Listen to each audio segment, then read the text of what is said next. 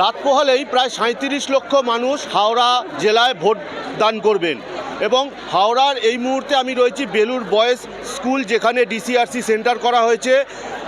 মোট হাওড়ায় 12টি DCRC centre হয়েছে, যেখান থেকে ভোট প্রক্রিয়ার যে সমস্ত সরঞ্জাম রয়েছে তা হস্তান্তরের কাজকর্ম চলছে। কিন্তু এখানে একটি অন্য চিত্রও দেখা যাচ্ছে। এইসব ডিসিআরসি সেন্টারে যে সমস্ত ভোটকর্মীরা আসছেন তারা কিন্তু বেশিরভাগ মহিলারা, তারা কিন্তু দাবি করছেন যে ভোট প্রক্রিয়া সমাপ্ত পর্যন্ত তাদের নিরাপত্তার ব্যবস্থা সুনিশ্চিত করা হয়েছে, কিন্তু ভোট প্রক্রিয়ার পর তারা কিভাবে বাড়ি ফিরবেন, রাত হয়ে গেলে কিভাবে ফিরবেন, সেই নিরাপত্তা নিয়ে তারা প্রশ্ন তুলছেন।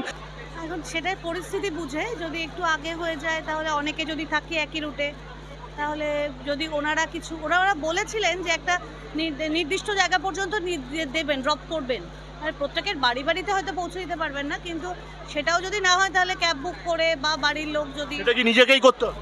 নিজেকেই করতে হবে। সব মিলিয়ে সকাল থেকেই বেলুরের এই ডিসিআরসি সেন্টারে চূড়ান্ত ব্যস্ততার ছবি সামনে উঠে আসছে। হাওড়ার বেলুর থেকে Subrata Bandyopadhyay, TV9 Bangla. Brought to you by মনের শাড়ি, ঈশ্বরচন্দ্র পাল, গঙ্গাপ্রসাদ পাল।